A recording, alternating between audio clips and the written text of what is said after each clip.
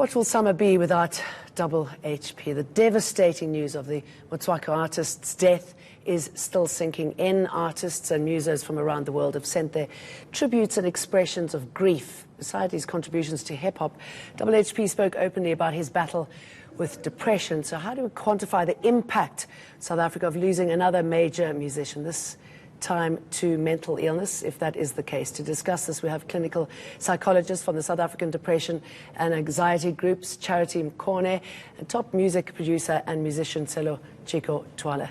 Thank you both for joining us. Thank you for having us. Good evening. You knew him well? I knew HHP from 1997. I actually discovered him. He was introduced to me by Bishop Lekhanya and his son. They started a group called Verbal Assassin. I recorded them, and unfortunately, the single didn't do well. And I advised him that the reason he didn't do well is because they were actually rapping in English, and I advised him to rap in Setswana. And as you'll know, all of his hits are in Setswana. Yeah. So he really opened up a whole new world. Yes, and a lot of young artists, I mean, from Mafike in the Northwest, Caspar, and many more, they're rapping in Setswana. And I think he's a trendsetter. I think he's one of the artists who said, you know, hip-hop can be, you can rap in Vernac and be successful. And he did exactly that. So he was known in South Africa, he was known abroad for his musical talent, obviously, but he was also known for his depression. He was quite honest about it. Tell me what you saw in him as somebody who knows this mental illness. I think as tragic as his loss is, it just attests to the fact that depression is a real mental illness, and that if it goes untreated or if the treatment is not effective, then it does, unfortunately, and I'm assuming at this point that the cause of his death is unknown, but I think it just reiterates the fact that if depression goes untreated, it does unfortunately lead to suicide or sometimes people ending their life, and that it is a real illness, that people who battle with depression, it is actually a real illness that can be treated effectively and a person can live with depression. And I think his honesty about his battle and his emotions with depression just also highlighted the fact that it does not discriminate. So you can be famous, you can be well known, that depression is an illness that does not discriminate, and it's something that can have dire circumstances if it is not treated. What did he say about his depression to you? Well, I think my encounter with him in the studio about 3 years back, we were doing the remake of Peace song. He did indicate that, you know, there are a lot of wrong things in the industry that he was not happy with. He mentioned a lot of things like, you know, we work in an industry where we don't take care of one another.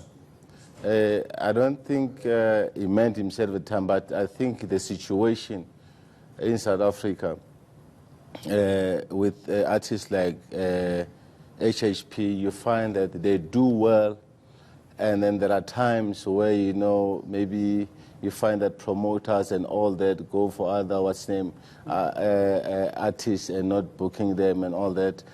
A lot of things, but obviously I think our sector needs transformation. I think this is a lesson to the Minister of Arts and Culture.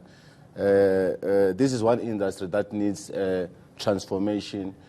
We have institutions like Sambro, collecting societies that collect a lot of money, lots of money.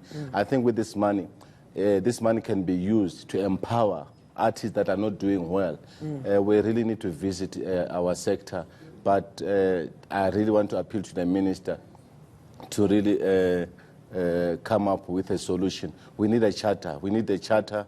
We need transformation in our music sector. I can imagine that you feel devastated as well. I mean, no, definitely. I don't even know if it's real for you yet that that this has happened. Yes, definitely. I mean, to lose him like that, to be honest, I'm 100% sure that the industry contributed for him to actually, it contributed for him to be so depressed, definitely.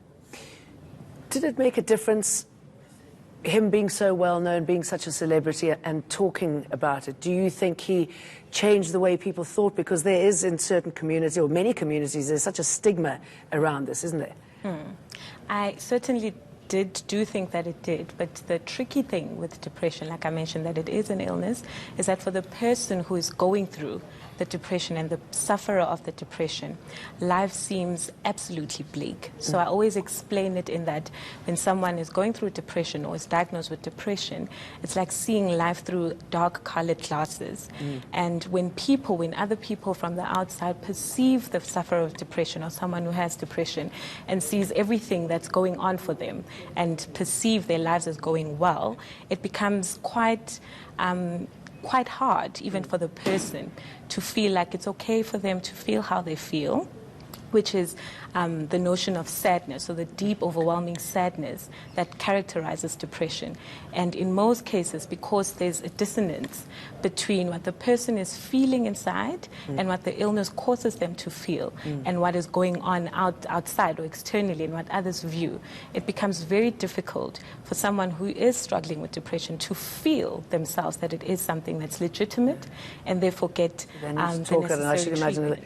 A lot of people are feeling depressed and down today at this news. Silo and Charity, thanks very much for talking to us. Thank you. Silo Chikatwala, South African Jupe and Charity. Now, that's our show for tonight. We end with double HP's hit, Also Came On.